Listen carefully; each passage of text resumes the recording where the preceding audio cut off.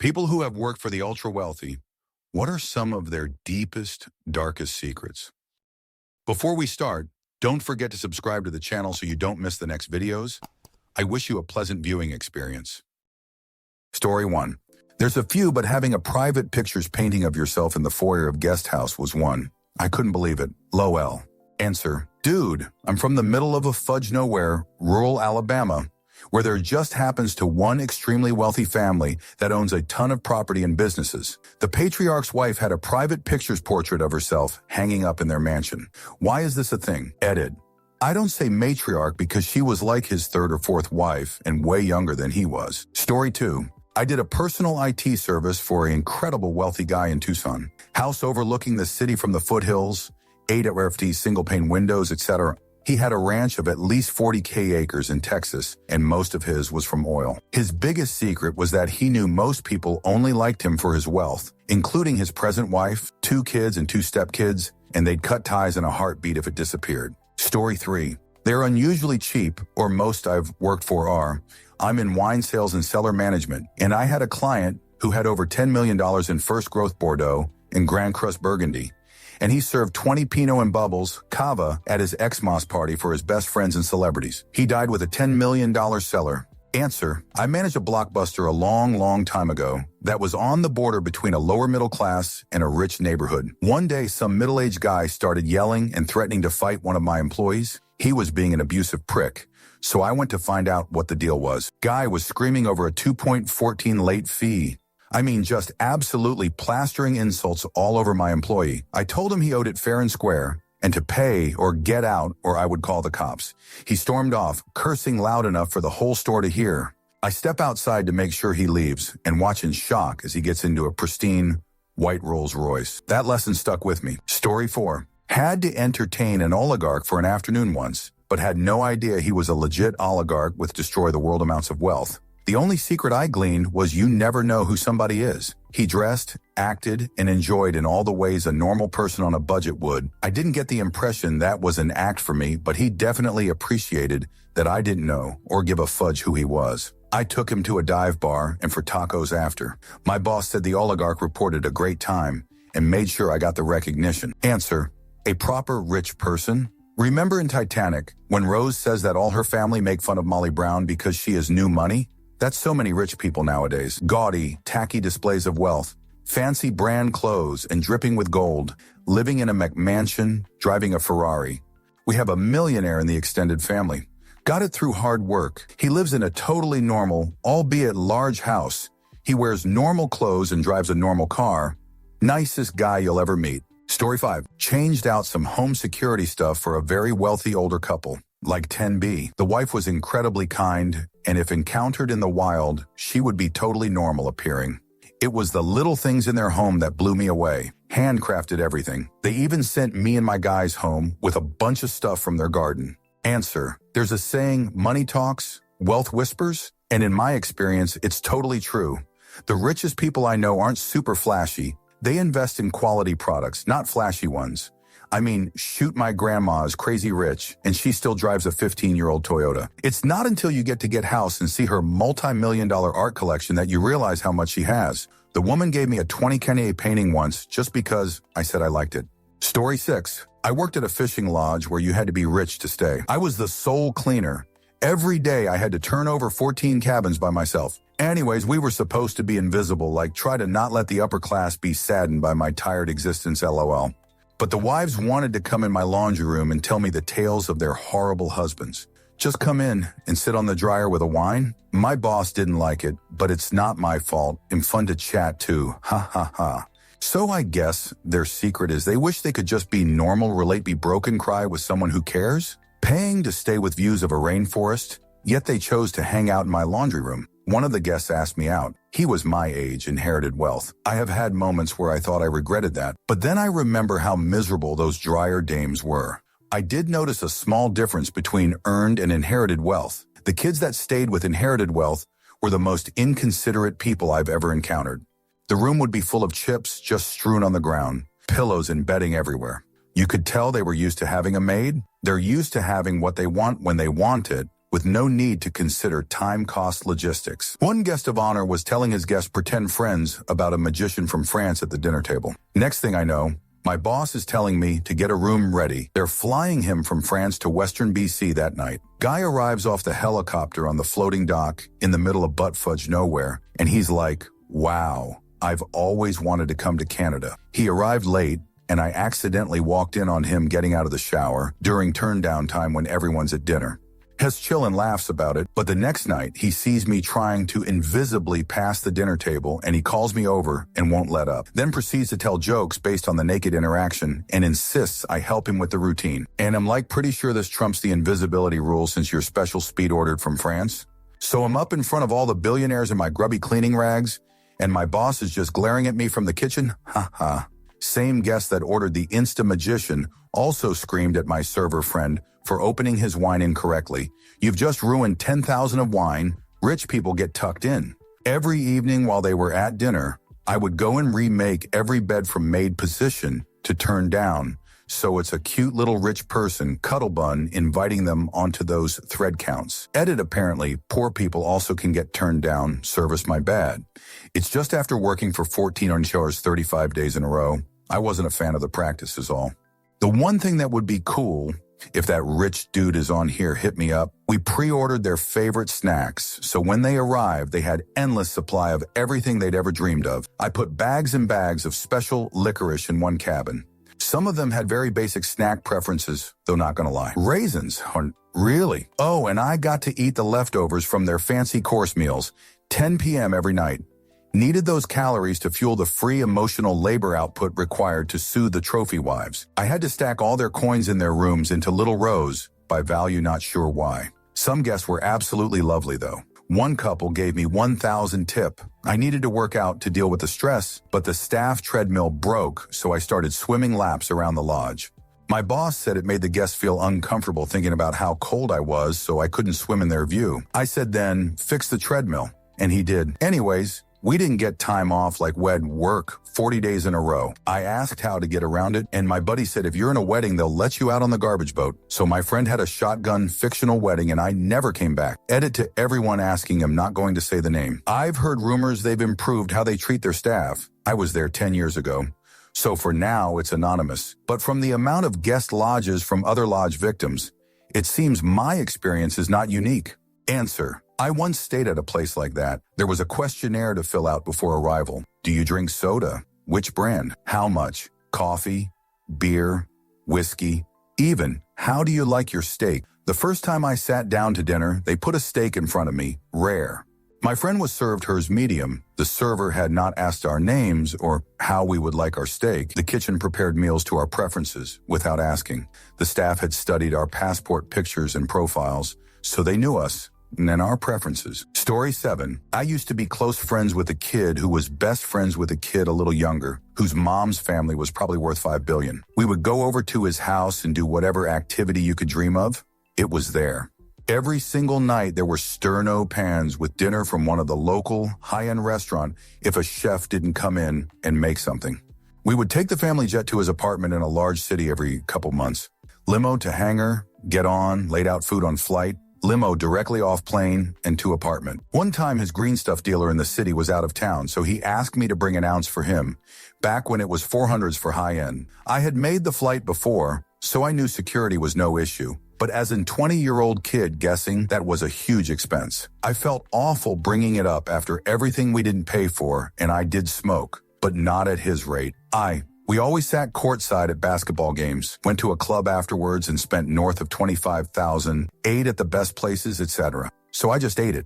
We were in eat back to plane after that weekend, and he was fudge around with his bag and pulled out $1,000 in an envelope and was like, my bad man, I totally forgot to get you this. He was young dude, kind, soft-spoken, haven't seen him in probably 15 years. Story 8, a surprising number of them are hoarders, like mansion-level filth hidden behind marble gates. Rich doesn't mean clean. Answer. Yeah, my buddy used to live with his multi-millionaire grandma in her weird, huge house. Trash everywhere. Weird art on every wall. Walk down a hallway and there's just a miniature but still like the size of a car wooden Viking ship. I swear to Christ there was a room waist deep with just doll heads. Just the heads.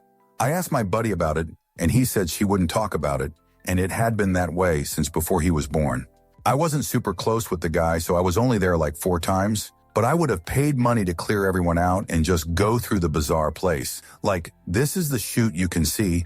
I would be absolutely unsurprised if there were secret passages in that house. After his grandmother died, there were people who simply refused to go to what was now his house because there's no fudge way that place isn't haunted. Story 9. He was divorced and married a second wife. He never divorced, and the second wife is a mistress that he parades around as his wife.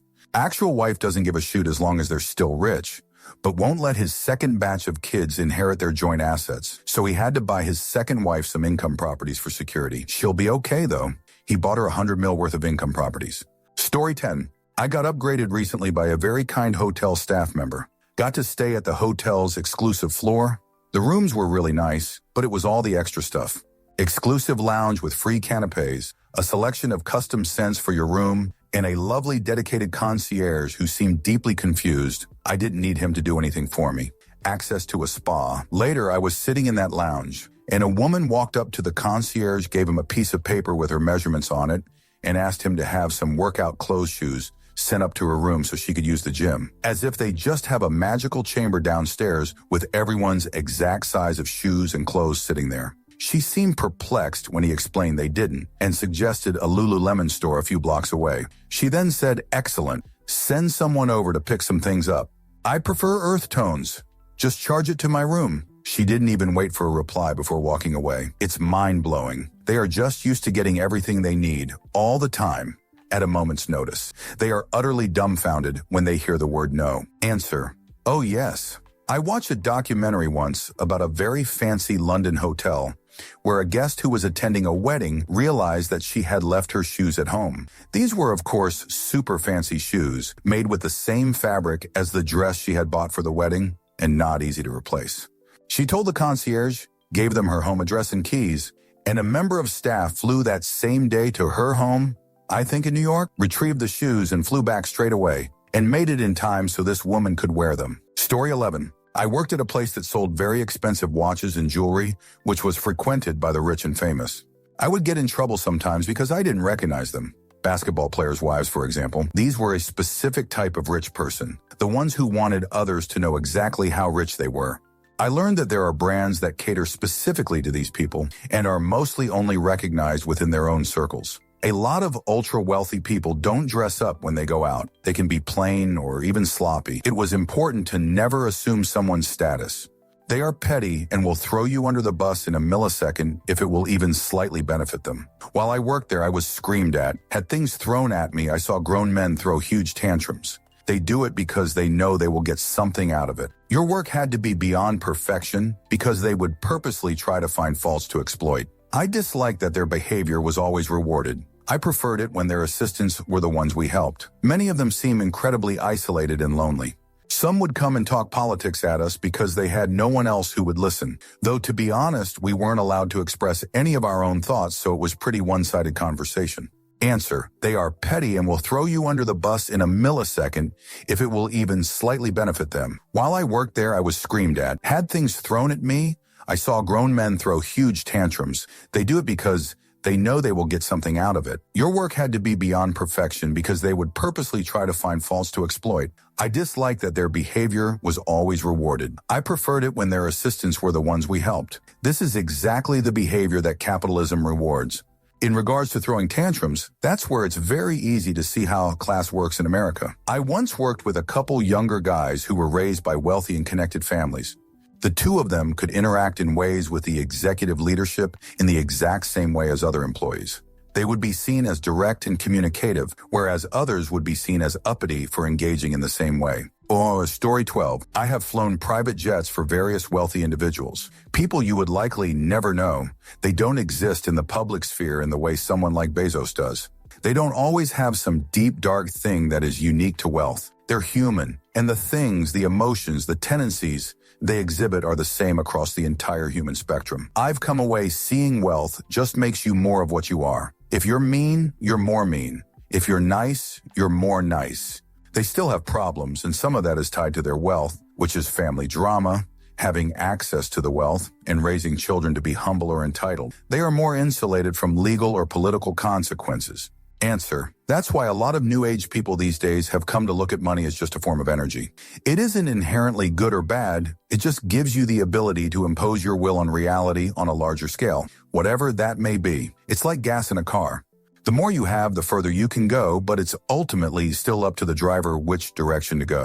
Story 13. I worked in the wedding business for 8 years. After a while, I was able to sniff out ultra-wealthy clients during initial phone calls, mails, and always turn them down. Newly rich people have one objective: impress others. That's it. Nothing was ever good enough. Most wedding clients had timelines, which at most were broken into 30-minute blocks. I had one wealthy mother-in-law who had her timeline in 5-minute blocks. Yes, 5-minute blocks. After the wedding, she emailed me 6 pages of criticism, absolutely heartbroken that her daughter's golden hour sunset photos were delayed by 10 minutes because our champagne service was not efficient enough. I had one bride email me 6 months after her wedding to complain that we provided her a new staff member for her reception. Mind you, this person was extra labor. She was provided an extra server for free, as I always paid extensively for new hires to have on-the-job training before they were given real shifts. One rich bride was enraged that my employees put 2 and not 1 orange slices in her cocktail. By contrast, blue-collar people were almost always the nicest, laid-back, sincere, grateful, and high-tipping clients with actual friends and family who had a wedding for all the right reasons. Old money people and self-made successful people, me, people who worked at construction then launched their own businesses, were night and day different from new money, mostly IT douchebags, obsessed with impressing the Joneses. Answer: I used to work for a non-profit, and some people there would periodically go around to mega-wealthy people to encourage them to pledge their money to philanthropic causes. Not any particular cause, just something that was close to their heart. What I heard was that old money was the hardest sell. Self-made billionaires were ready to give it away because they were confident that they could just make it all back if they needed to. If you've inherited your wealth, though, all you know is how to spend it. So those guys didn't want to give it up. And then there's Oprah, who was the exception to the rule, self-made billionaire who, at the time, didn't want to give a dime of it to anyone. Story 14. I did a week worth of work on the ranch of the guy who invented the fleshlight.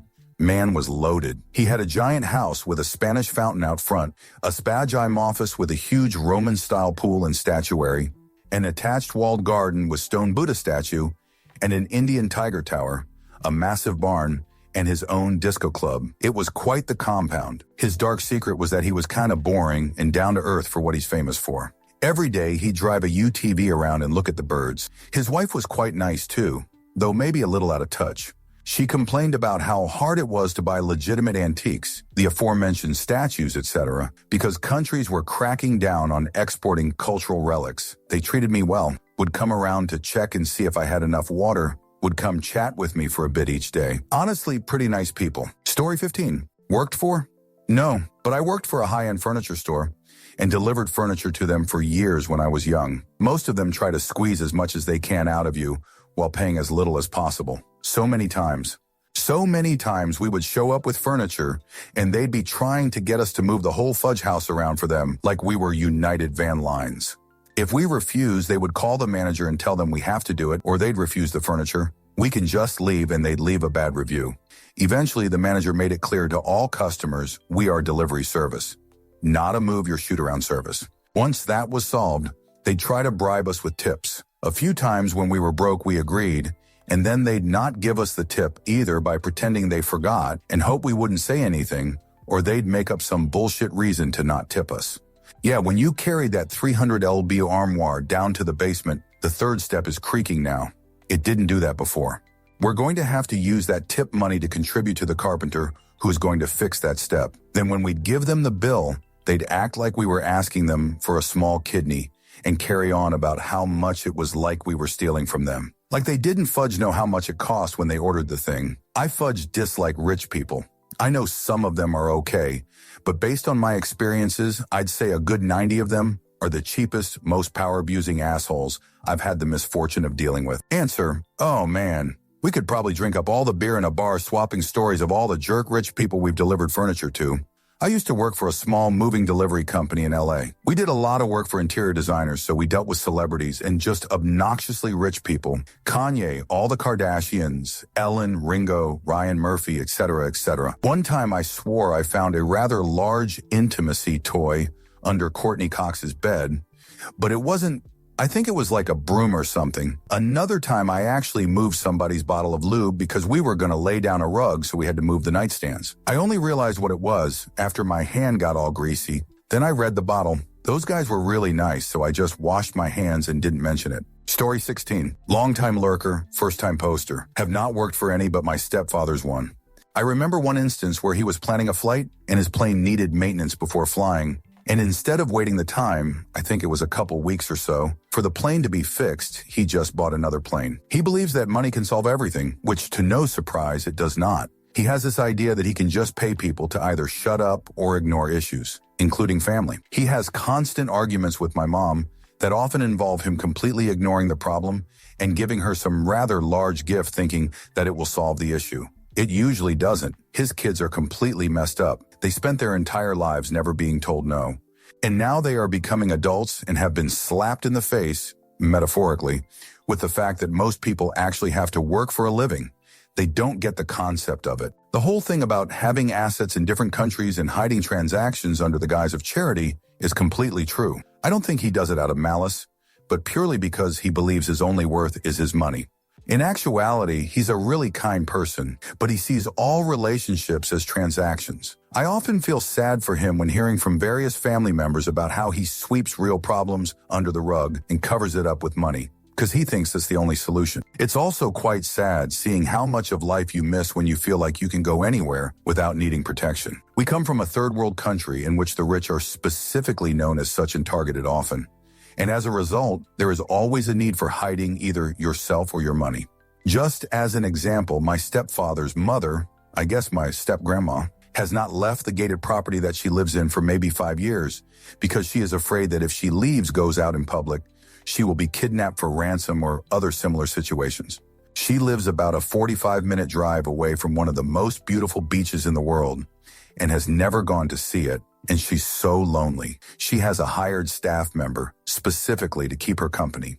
As in someone is paid to hang around with her because she's lonely and doesn't know how to make friends that aren't in it for the money. Money does solve a lot of problems, but it also gets to a point where it creates them. Story 17. My dad cleans houses ranging from the tiniest studio apartment to houses with their own security guard and driveway in SoCal. The biggest houses, the cheapest and most judgmental people.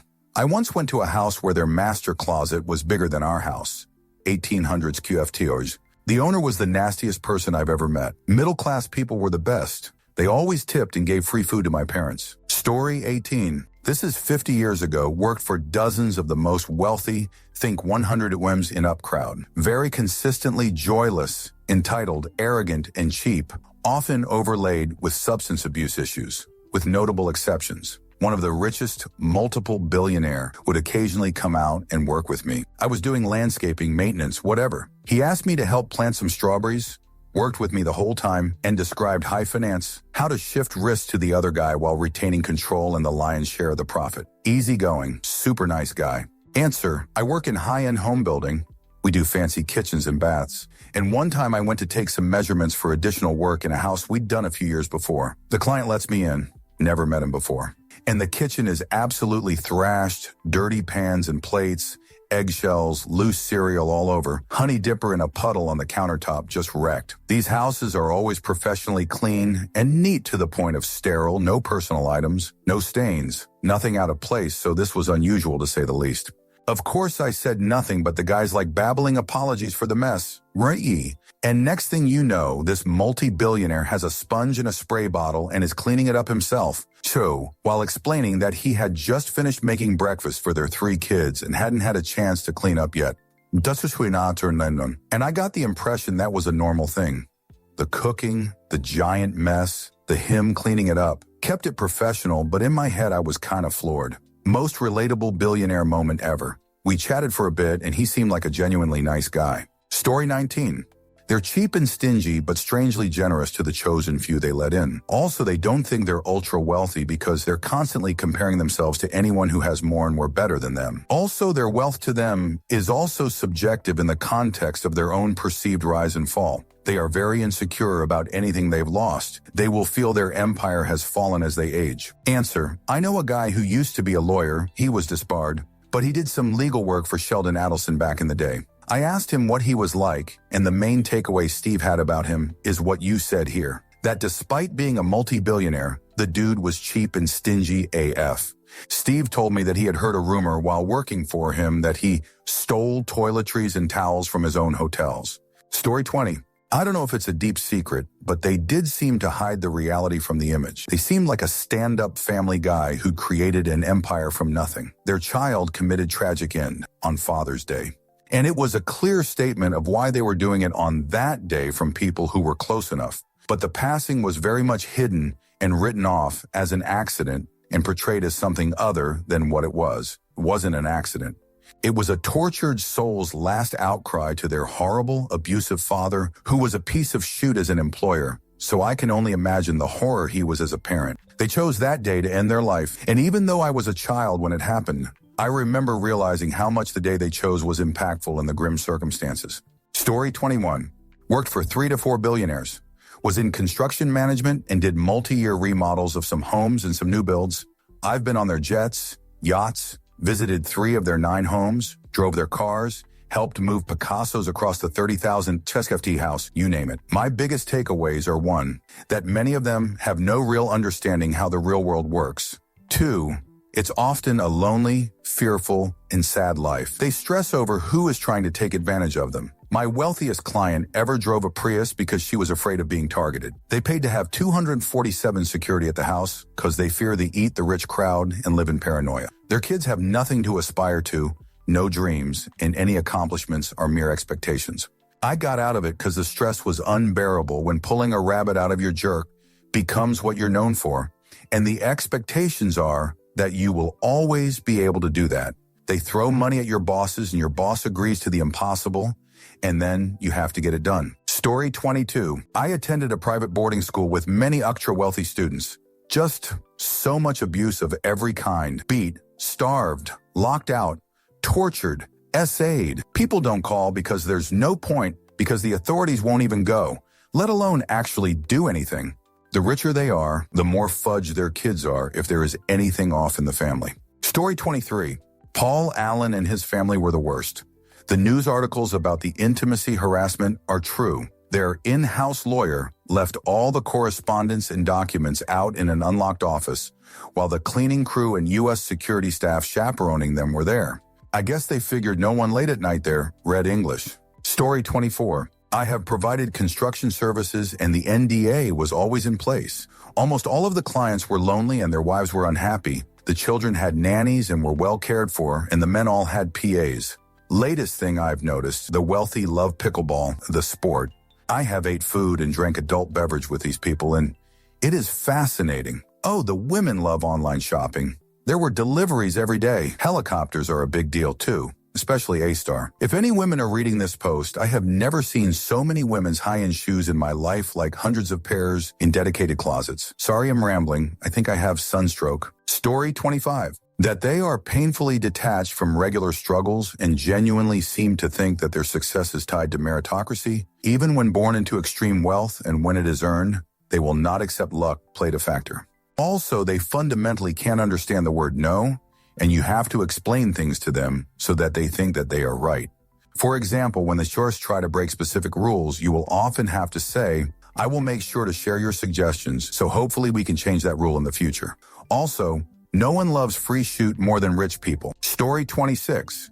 I worked for a large company owned by a single family, and they couldn't all fly in their private jet at once, just in case the plane went down. They also had a small preamble to important meetings about what would happen if the patriarch died during or after the meeting and the succession plan. Story 27.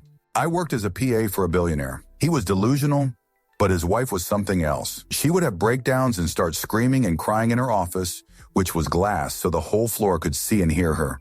It could be over something as simple as her lunch being late or wrong. Luckily, I was not her PA. She went through a few of them quickly. One time she was supposed to speak at a company event, and it was raining.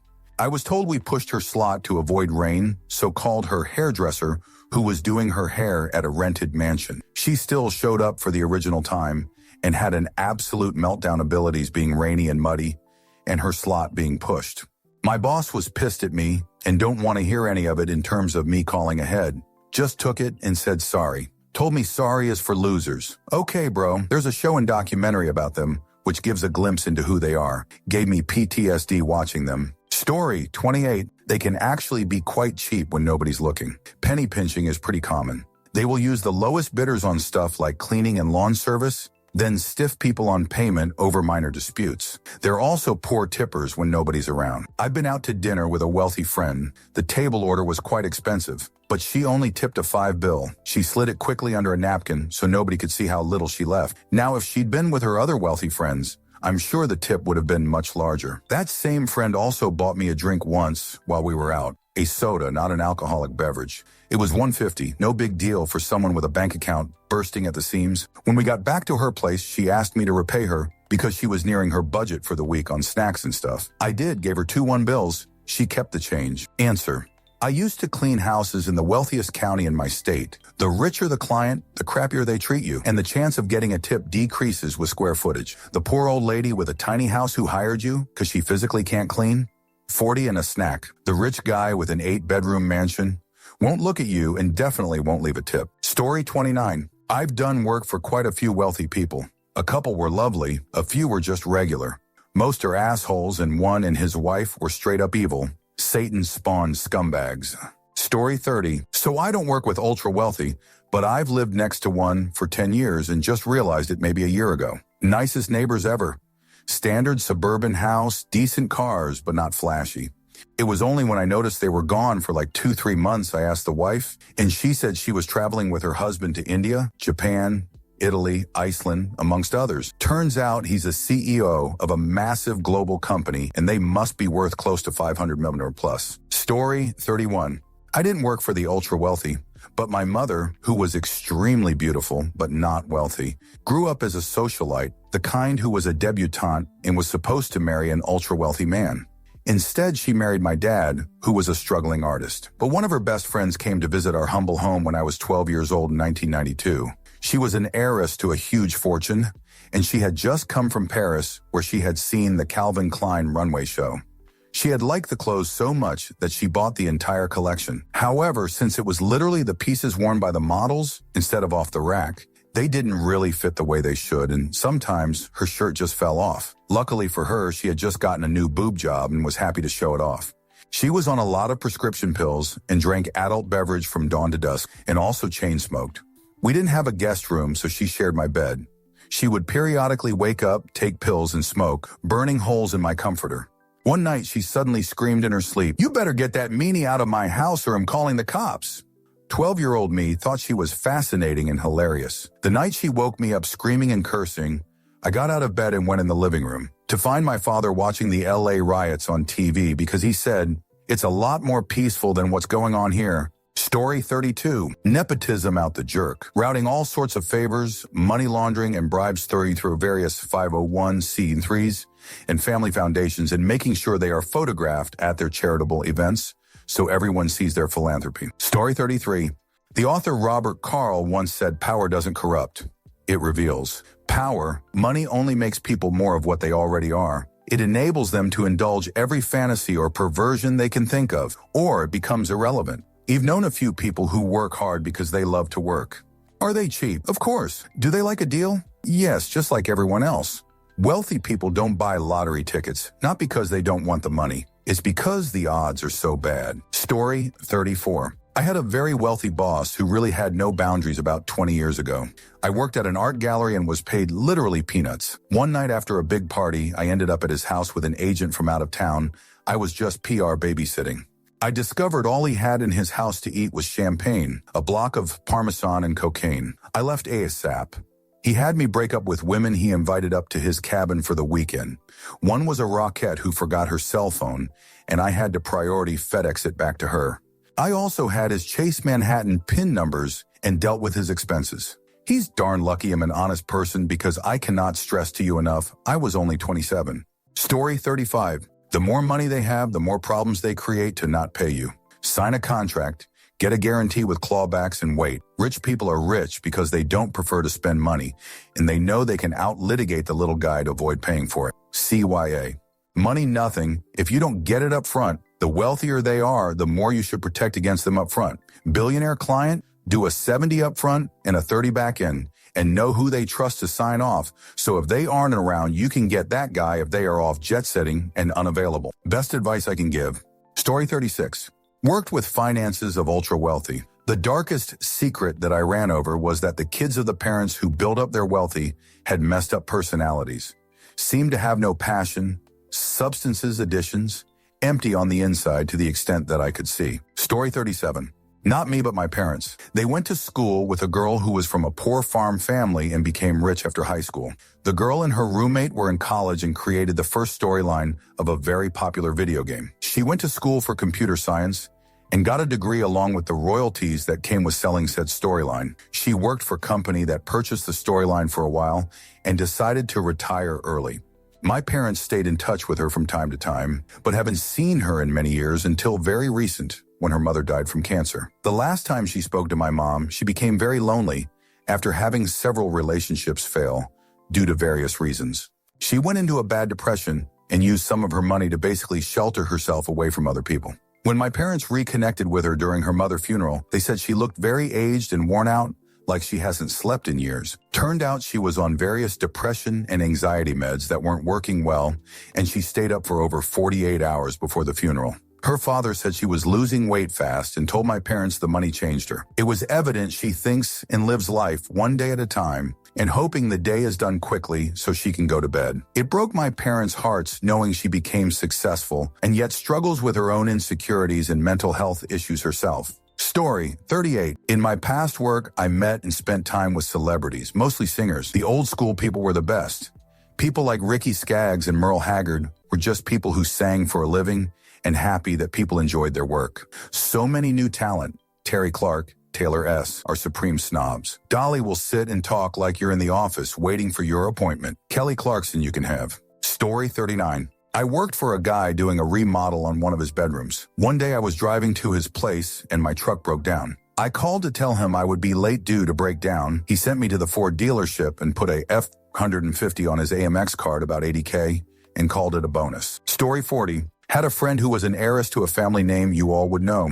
She was a granddaughter, not a daughter, so her wealth was not as great, but she was beyond comfortable. We went out for drinks one night, and I didn't have much money on me, so she spotted me a couple of rounds. The next day, I went over to repay her the $20 she had spent on me. She actually got emotional and said, "Nobody has ever paid me back before. They all figure she can afford it." This was in the 1980s, and I was making shoot money as a secretary, but I actually felt sorry for her. Story 41. Managed private golf, country, and sociality clubs for more than 2 decades. I have worked with, for, and befriended many of the top 1. They are just like us. Imagine your favorite happy-go-lucky, helpful best friend. Now give that friend the means to help anyone in the world. There are many like that. Imagine that nasty, spiteful bully from your high school or neighborhood who took joy in making the lives of others miserable. Now give them all the resources in the world to continue to do that. Yep, I've met them too. What am I most shocked by? The hypocrisy, most popular example, support fervent gun control, open borders, but often make use of armed guards, gated communities, etc. Also shocked about the anti-Semitic attitude I saw between liberal Jewish people and more Orthodox conservative Jewish people. One club I worked at, a lonely wife of a uber-wealthy man would leave uber-expensive jewelry behind at the spa, gym, card room, I think, just because she wanted attention. Eventually, one of her RM watches was never found. I suspect I know who took it. I just hope she found a way to pawn it for 10 times her annual average salary. I probably have as many positive, uplifting stories as I do examples of miserable human beings from my experience. I will say I have never come to trust even the nicest ones to pick one of us normal folks over one of their fellow uber elite friends. Even if they know a friend acquaintance is in the wrong, they will never side with the help over one of their own. Story 42. My boss got mad by people offering him free money. Galas, diners, test drivers in cars yet to be launched, concerts, free stuffs. expensive wines, delicatesses, tickets to parks, etc., are all handled by her secretary because it annoyed him. People used to call offering to him be part of lucratives, already closed deals just to strengthen their relations with him. I saw it happens. It was in real estate bubble, but still, he was silent partner in some shade deals that just conclude after it proved to be lucrative. The insinuation of his name is what make the deal happen so he make a profit before even investing his money. He complained about those things a lot while got more and more rich just because he was already rich. P.S. Beer, casinos, and telecommunications was his business. I worked as a waiter for him and he loved me. What put me in troubles with his son and made me quit? Not wrong. Story 43. They are completely inept, but do not think they are. They can make a decision to save their lives and cannot fathom the idea of the working class reality losing all empathy for actual humans. They cannot understand the ease and privilege wealth gives them. They can afford to fail over and over again and always get more chances to make the same mistakes and not learn from them. It's been an interesting few years working for an ultra-wealthy person. Story 44. One of my best friends in my teens was the son of the one-time richest man in the region. They were completely normal other than their house's interior. There were at least a dozen other houses in their neighborhood better than theirs. It's quaint by today's standard of country club, but absolutely everything was best available. Commercial huge sub-zero refrigerators disguised as cabinetry, high flush toilets that were completely silent, a wired smart house as much as that existed in 1990, which is more than you think. Subtle touches, understated wealth, lots of accessory-type bland original art, like Audubon or landscapes. Mom drove a station wagon, Dad a Buick. They were generous and kind. They raised their kids to be accountable and treat people right. Dad was self-made, Mom's second-generation wealth. The actual billionaire I worked for was super cool, self-made. I had monthly meetings with him and about 16 others, and to see his ability to connect with hourly workers to senior executives was impressive. Story 45. Worked in the tech investor startup space. Ended up at WEF in Davos one year. I remember eating a 32 hamburger, listening to a man brag about influencing elections in developing nations to support his commercial interests. He spoke so casually, like he was sharing old college stories. He shared missteps he had made in his political schemes that had caused civil wars and lamented on the tens of thousands of lives that his errors had indirectly taken. Tipsy, at a bar on a mountain, he talked through literal crimes with the tone of someone who had effed it up at their day job. I remember that he believed it was his duty to influence, that whatever underlying meritocracy granted him enough power to buy elections also required him to guide the poor, silly populations underneath him. He left me with the check for his beer. Story 46. It's not a secret, but more like a fact. They have lifetime concierge taking care of all their life and mental load. Also, they use fake names all the time everywhere. Story 47. He only became a billionaire because of his dad's connections. If he was just your regular schmo on the street, he'd probably still be the front desk manager of a hotel. Story 48. Nothing exciting. Just being horrible business people driving their 5-generation family company into the ground because they grew up wealthy and refused to take advice from the people they hired to advise them. Buying or starting businesses they know nothing about, way overspend overpay for, think they can grow any kind of business because of their self-perceived operational and business expertise they think drove the success of other businesses they own that in reality got super lucky in a hot market. Then, paying the people that are giving them good advice and working their jerk off way under market, treat them like shoot generally, not believe in COVID and want them back on planes 4 times a week in September 2020. When they have an anti-immune disorder and aren't ready to come out the gate and get on a bunch of planes and stay at hotels. Story 49. My mom was a primary teacher in a European school that jillionaires around the world send their kids to. She was trying to teach kids to be considerate of the cleaning staff and not throw shoot on the ground. And she said the kids would reply with, "But my parents told me that making a mess is how we give these people jobs." Anyways, the parents started to complain that the mean teacher wouldn't let them make a mess. Another time, she and the principal called the parents of a kid with learning disabilities to discuss what kind of job the kid would be capable of having in the future.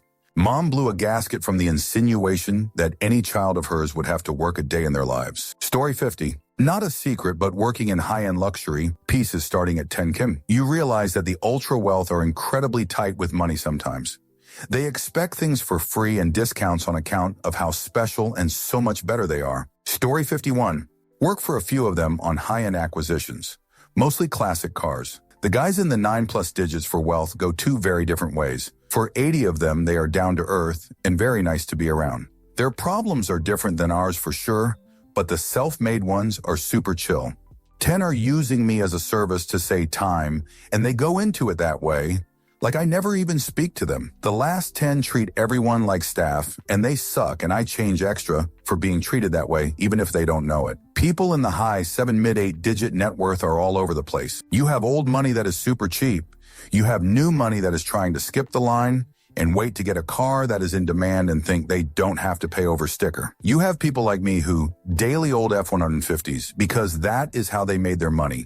And they don't ever act out of how they were raised, right? Like everything, people are different. Second generation wealth can go suck an egg though. Most, if not all of them, are entitled brats. Story 52. They have family documents about rules and regulations as it pertains to who they are allowed to be social with. Story 53. Wealthy people are cheap sometimes. They will spend much a night for a hotel, but make sure the conversion rate when they are reimbursed matches their credit card statement. Can't miss those pennies. Will fly private, but not order food for the plane because it's too expensive. They have the places they like to go in every city and are very predictable. Story 54. Worked for a landscaping company who had some wealthy clients. One day, one of our customers, legit, talked about how we should line all poor people up and shoot them in the back of the head execution style. Like, dude, who do you think takes care of your lawn? I wasn't surprised by what he said. It just confirmed my suspicions. Story 55. Their days are, many times, filled with busy work and nonsense and can be quite boring. They would send me to find their little dog. It usually took me a couple of hours because the mansion was so large. This was nearly a daily thing. Story 56. Back in the day, worked on an estate for a celeb couple. Neurotic is an understatement. Phone calls at 4 a.m. saying I needed to go and buy organic lavender oil as she couldn't sleep. 8-hour round trip to deliver a bacon sandwich cooked by his own chef as he didn't like on-site catering. He was married to arguably one of the most beautiful women to have ever lived, had an awesome job, multi-millionaire, and was miserable as fudge. The second estate had old money husband. He had the title and land, but was cash poor. The wife is new money or would be new money when she inherited from her father. The difference in the way they dealt with money begged belief. She was spending too much and the accountant told her to reel it in. Her response was to fire the accountant. She expected me to sail her yacht for her on the weekend. No overtime because it's fun. I could go on for days. Answer. First estate was from the 1400s and used to be a secret Catholic stronghold, secret chapel, the works. So the house had lots of priest holes, etc. There was a leaking downpipe. Anyway, the repair guys discovered an escape tunnel, which went to a nearby Dove Cote, and he wanted it sealed. No exploration as he didn't want the noise. So they had found a secret tunnel on his property, and he had zero interest. Like I said, miserable. There's more personal stuff, but NDAs would bite me. Story 57. I worked as an architectural designer for the incredibly rich. It was the least fulfilling position I ever had. Most of the builds were fifth vacation homes only their lawyers would use. I was told it gave them a tax break, though I still have no idea how. I had total design freedom in most cases, every designer's dream. I did a Japanese Hawaiian 50s surf theme in one kitchen with a vintage surfboard as the bar top. After a while, I started calling these palaces of dust because no one ever used them. Many were on a private ranch the firm managed, and the maintenance tasks were depressing to look at because of how obvious it was the properties were unused. And they were gorgeous. The very few clients who got personally involved were the reason I got out of high-end design. They would walk all over boundaries such as not calling in the middle of the night to tell me they decided they want the kitchen window back in its original position, pre-build. But the worst ended in 2 deaths. It was winter in an area where that really means something. This build was nearing completion, and the owner flew in unannounced on the day the home theater was being installed. The installers were coming from what would be a 45-minute drive in the summer and what the locals called the tragic end road to attempt with ice. The theater company attempted to cancel due to weather. I was told to call and let them know the owner was in town and they'd have to make it. I refused. A 20-year-old drafting assistant was given the task. She called and they agreed to send their guys. Some 20 minutes later, I was again told to call. This time I did, hoping they had changed their mind. Instead, I was given their cell numbers. I refused to call the guys in the car, since I knew by that point they would be going through a canyon with black ice, next to a river with no guardrail. The assistant called.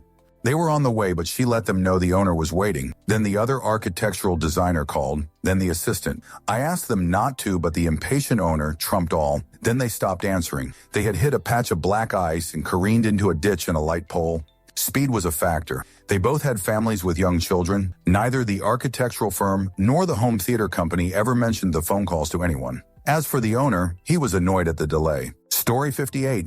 I have been acquainted with a few billionaires and several multimillionaires, most of them board members of nonprofit charities I have worked for. Nonprofit organizations in the U.S. must have boards, and the board members are usually wealthy individuals. Sorry to disappoint you, but some of these people were wonderful humans. Yes, some were jerks too, and most were somewhere in between, just like the rest of us. Most of them genuinely cared about the people these charities were reaching. You could tell by the questions they asked when I would give them a presentation. Sorry, I know it's uncool to fail to shoot on the wealthy, but I found them to be just like the rest of us in that some were total jerks, some were exemplary humans, and most were somewhere in between. Answer: I believe no matter what the income level, there will always be good people and not so good people. I've worked with a number of people in the social services field and also philanthropists who showed every sign of being virtuous people. They did a lot of good for others. Now, that being said, it was discovered later that one of these virtuous individuals, noted for a number of good works, charismatic, and well-known in the community, was a pedophile. They got away with it for many years, because people can present very well. Many times you would never ever know. They were also quite wealthy and respected. Just saying. Story 59. I knew people who would buy multi-million-dollar homes in a resort area and live there for peak season 1, maybe 2 years, then sell them just as quickly for a huge profit. They considered that their jobs caused they would make hundreds of thousands just by holding a property for a year or two. Story 60. I spent 20 years of my life in France, and I'd love to know who that magician was, because I can't think of a single one who is better than half the people who perform in Vegas. Flying in a French chef? I can understand. But a French magician? That makes about as much sense as flying in a French rock and roll singer. Story 61. Married into one of these families. It's amazing. In every one of their homes, they have a soundproof room. Legit soundproof. Professionals came in and made sure you walk in and the noise of the world just sucks out as the door closes is surreal and feels like a sci-fi room. They are super trippy. It's for someone in the family to go into and just scream and scream and scream until they feel better. We all know who it's not a family secret, but we don't talk about it. Weird kind of pressures when you are that wealthy. They hold it well until they don't. That's why they have the scream rooms. Story 62. Currently working for owner of a professional athletics team in U.S. Guy is nice as heck to me and my team, but I have heard him speak to his wife in ways I would never dream to talk to a woman. Not seen actual violence, but verbal assault is putting it lightly. Story 63. They rarely pull permits for construction because it's more advantageous to pay a fine when caught, since that apparently doesn't flag the assessor, but a permit does. Story 64. They'll pay you big money to lie for them in court. Long story short, I refuse to testify that they didn't undercut the government and use substandard parts for a multi-million-dollar construction project. Story 65. We worked on an island with 2 major resorts catering to the wealthy. The one I worked for was full of rich people who were sick of hanging around rich people. We were allowed to socialize with them. Some of the wealthiest people I knew wore ratty shorts into shirts, fished for sea trout, not big game fish. The other resort was full of actors and musicians and new money. And when you really looked at them, the ones who were the worst people were the sort of wealthy millionaires who liked to be treated like they were billionaires. Someone on staff knocked up a rich guy's granddaughter once, and he sued the resort for a bundle. So the rule was they couldn't socialize with the guests. Their employee housing had their own bar and pool, but they had to be off grounds when not working, while I got to hang at our hotel pool and nightclub. Had a barcode on my car because I crewed on a boat part-time, so I would sneak in and bring my dates to the hot tubs of empty units until I got caught a few times. Crewed on their sightseeing boats too in the off-season, and because I wasn't afraid to talk to the guests, I got voted Employee of the Month 3 times. Unfortunately, I didn't actually work for that resort, just the boat, so I never got the bonus. The owner of the resort used to rub it into the employees. He doesn't even work here, and people like him better than you idiots. Now, the fancy resort had an automatic gratuity added to everything, and they would purposely start a rumor that Substance's dogs were scheduled to sweep employees' housing right after bonuses were paid It got to be funny that new employees believed it. Story 66. He behaves very friendly when he is outside, but becomes very bad-tempered when there are no outsiders around at home, and often swears at people over trivial matters. Story 67. They're so much shittier than you could ever possibly believe. If you only knew, you wouldn't let your kids anywhere near them, and many of them are straight-up fudge pigs. Slobs. Story 68. I work in advertising for a few political candidates and a few brands. I won't name this. Well, because they're previous clients of my employer, and I also don't want to disappear. You would not imagine the amount of stuff that they have me put on this very platform that you are reading. Everything from creating sock puppet accounts to FUD their competition, even going as far as to create fake news articles and share them all over the internet. There are websites out there that allow you to upvote and manipulate comments as well as purchase Reddit accounts. Wealthy people buy their fame. You can buy the cover of Forbes magazine. Everything to get featured has a price for sale. Some companies don't disclose this publicly, but there are lists with prices in order to get into any publication that you want. Once you're in those publications, people believe whatever you've written is true. They've even gone as far as to have me create accounts with homosexuals, transgenders, black people, and create racial and intimacy division inside the comments. It's a very sick world we live in. So I hope that you can eat your breakfast after reading this. Story 69. Their deepest secret? That despite all the private jets and champagne, they're some of the loneliest, most paranoid people you'll ever meet. Story 70. I worked as an assistant to a billionaires, one family in the Middle East and one single man in London. Used private jets to move around furniture and art. Generally, both of these people preferred first-class commercial for long haul. The nannies even travel first. You are in a special club if you are top 100 customers of Emirates Airline, and the perks are huge. You are looking at a huge personal staff headcount. Each property would have 4 to 8 live and staff members. Add in driver's assistants, etc. Personal staff easily reach 30. Not uncommon for a husband and wife duo to co-manage a property. We had a book of credit cards for purchases in different currencies. You cannot say no to these people ever. That has been a consistent with the ultra-wealthy. Mara, the man in London, had 2 women who had a child each with. Both had beautiful large townhouses and full staff. Everything set up for them. One of the lady, her spending account would hover at 300K GBP. It was our job to keep it at that level. She was so lazy, she would send her child's iPad to the office for me to download games on. Still expect discounts frequently? Other times, money is just no issue, so we would sometimes send housekeepers on commercial flights if we wanted something moved very quickly.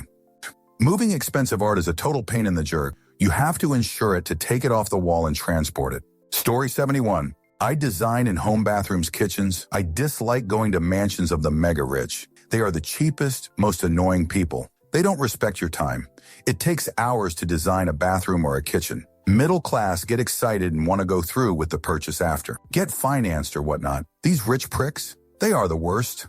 I just left a $8 million lake house. Drove 2 hours to get there. Dude told me don't waste his time and give him a ballpark of the cheapest bathroom. Told him $15K and he said it's out of his budget. LOL estimation. Story 72. No matter how much money you have, you can't fix dementia. Our health is the most valuable thing we have. Story 73. I was a substance abuse counselor in Southeast Asia for almost a decade. I've met quite a few billionaires and got through many counseling sessions. I think I've gotten quite a good picture of the ultra-wealthy and their families. My main takeaway is that they just do not care about the rest of us. It's solely about wealth preservation. I've seen how they treat others, their PAs, our support staff, and it was always void of seeing their humanity. They only fear few things, but mainly time. They fear passing and the end of their mortal life. They fear parents, siblings, uncles, or whatever family member who can take away even a smidge of their wealthy. They get away with take down as if it's nothing. I spoke with one young man whose father is one of the richest people in Hong Kong, who eliminate 2 people, one in a driving accident and one he shot dead. People were paid off and nothing came of it. Later in life, I came to read Pedagogy of the Oppressed by Freire. In it, he states that not only are the oppressed victims of oppression done by the oppressors, so are the oppressors victim of the system, as oppressing other robs you of your humanity. I full-heartedly agree with this statement. Story 74. People are not going to like this, but stealth wealth is a lie. They only do that in front of the camera because a normal person would much rather buy a product that profits a CEO living a normal life, rather than profiting a CEO that takes 10-minute jet rides. In private events, they love to show off more than anyone else. Everyone is wearing a RM that costs between an average home to a mega yacht. Story 75. I had an extremely wealthy uncle who passed last year.